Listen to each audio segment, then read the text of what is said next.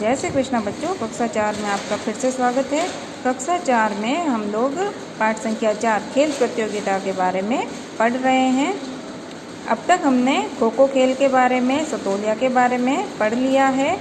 आज हम और खेल के लिए कौन कौन सी तैयारियां करनी थी उसके बारे में भी हमने अध्ययन कर लिया है।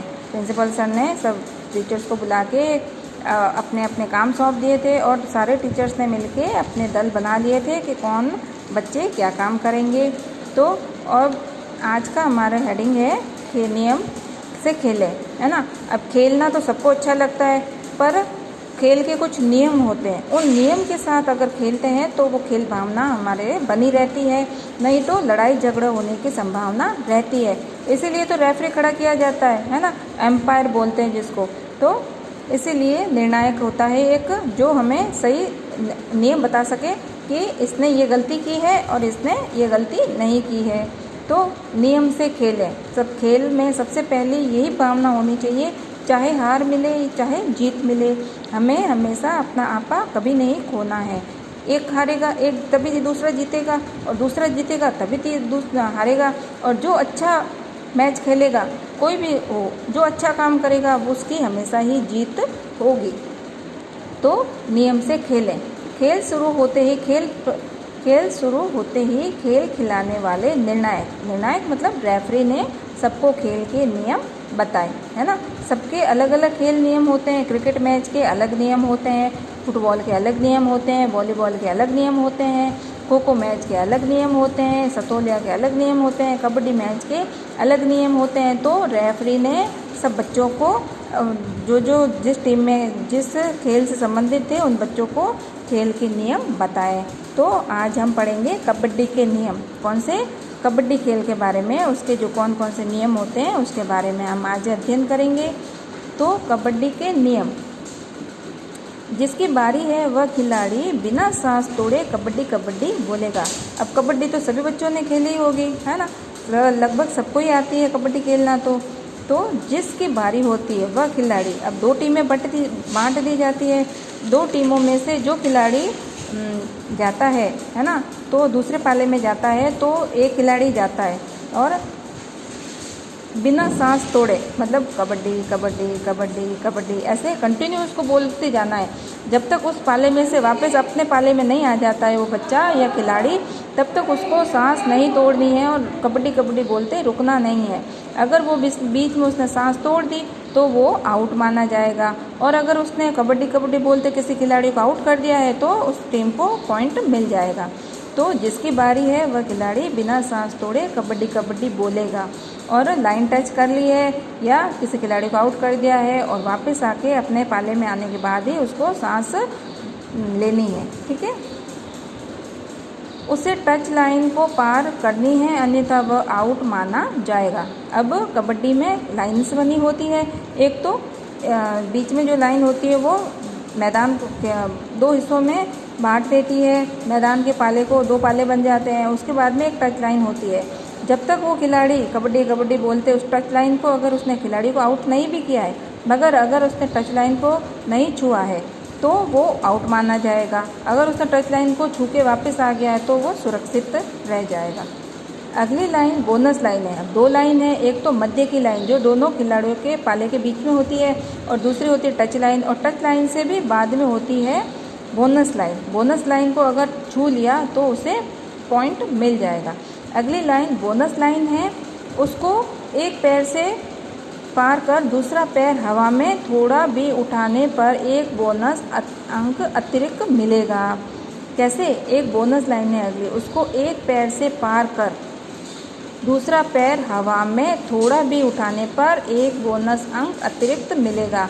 हवा में पैर उठाया हुआ है और लाइन को पार करते हुए, तो उसको एक पॉइंट एक्स्ट्रा मिलेगा, ठीक है।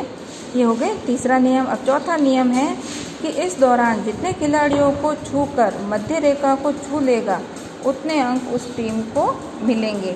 कैसे?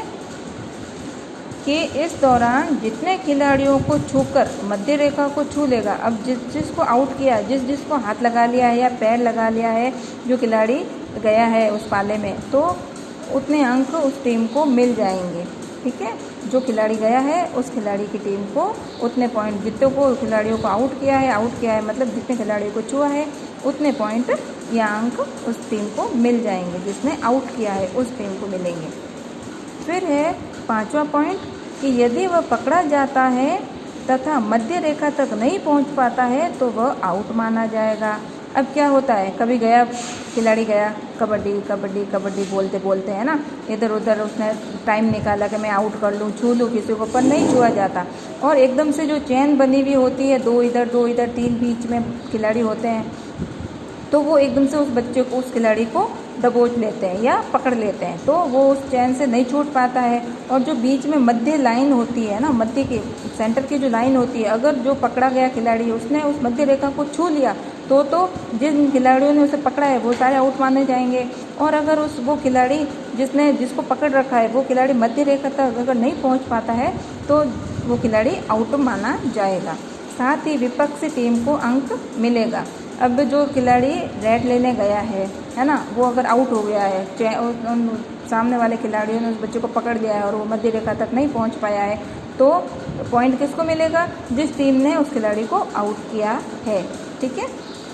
फिर है अगला नियम कि कबड्डी में आउट खिलाड़ी उसी क्रम में वापस पाले में आएंगे।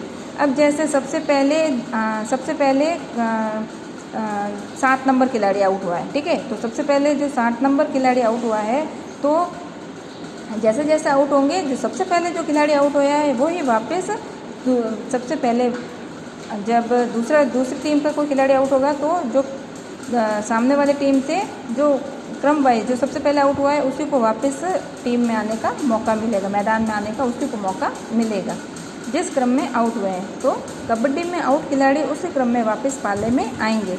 जो सबसे पहले आउट हुआ है वही सबसे पहले टीम में वापस जाएगा। ये नियम होता है कबड्डी में कि एक टीम का अगर एक खिलाड़ी आउट हुआ है तो दूसरी टीम में अगर जो पहले से आउट खिलाड़ी है वो टीम के अंदर आ जाएगा, मैदान के अंदर आ जाएगा। फिर अगला नियम है हमारा कि 20 मिनट बाद 10 मिनट का अंतराल मध्यांतर होगा। ठीक है, एक खेल हो गया 20 मिनट का, एक खेल 20 मिनट का हो गया और उसके बाद में 10 मिनट का मध्यांतर होगा। मध्यांतर मतलब पानी वगैरह पी लो बच्चे, है ना, पानी पी लो या कुछ भी हल्का फुल्का नाश्ता तो नहीं कर सकते, नाश्ते से खेलने में परेशानी हो सकती है, पर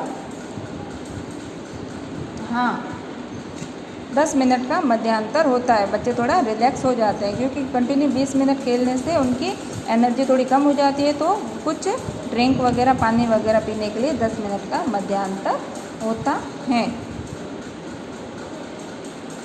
वह फिर 20 मिनट के मध्यांतर के बाद 20 मिनट का खेल और होगा।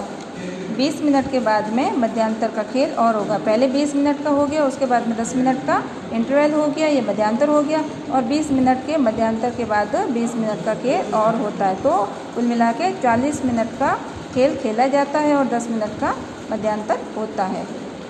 तो टोटल कितना हो गया? 50 मिनट का खेल हो गया।